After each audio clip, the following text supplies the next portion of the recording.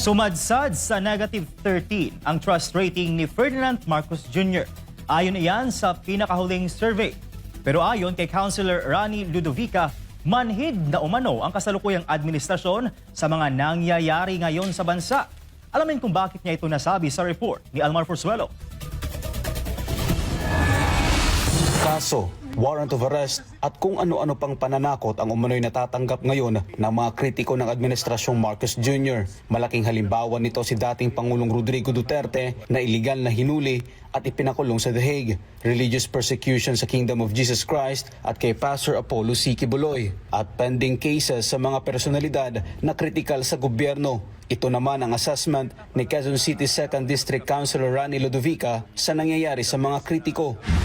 Pinoproteksyonan yung mga kapwa nilang gumagawa ng katarantaduhan sa bayang ito at yung mga lumalabas sa katotohanan ay talagang pinipressure at tinatambakan ka ng katakot-takot na asunto. Anong tawag nyo ron? Di ba panggigipit? Sa panayam ng SMNI News, giit ng konsehal na umabot na rin ang panggigipit sa Senado. Nataon ito sa nalalapit na pagko-convene ng mataas na kapulungan bilang Senate Impeachment Court laban kay Vice President Sara Duterte. Tignan mo kung paano ginagamit ng administrasyong ito ang lahat ng power ng gobyerno sa panggigipit doon sa mga hindi nila kapanalig. Noong wala pa silang bilang, ay talagang todo ang pagpe-presscon at paglalabas ni Boying Rimulya, ni Ombudsman. Tinatakot itong mga senador na may pending na investigation sa kanila. Gaya ni Chis Escudero, ni Joel Villanueva, at pati si Marcoleta. Dahil nga meron na silang 13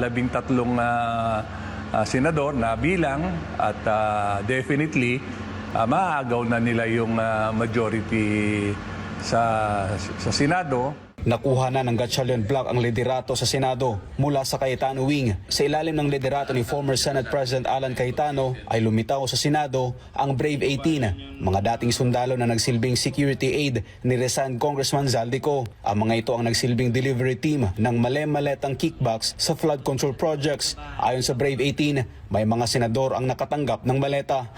Talagang may gusto silang pagtakpan o may kinatatakutan sila na baka pag hindi agad ito na dethrone ang Cayetano Group ay mabubunyag ang lihim na kinatatakutan ng administrasyong ito. Pero kahit napakababa na ang survey score ni Pangulong Marcos Jr. ay tila hindi tinablan ang gobyerno nito. Sa SWS survey, bumagsak ang net satisfaction rating ng Pangulo sa poor na negative 13 sa first quarter ng taong 2026. Manhid na lang talaga ang administrasyong ito eh. Lahat ng tao, ultimo bata, alam na. Pero sila nagmamangmangan pa rin. Kita nyo naman sa huling survey ngayon, negative 13 ang trust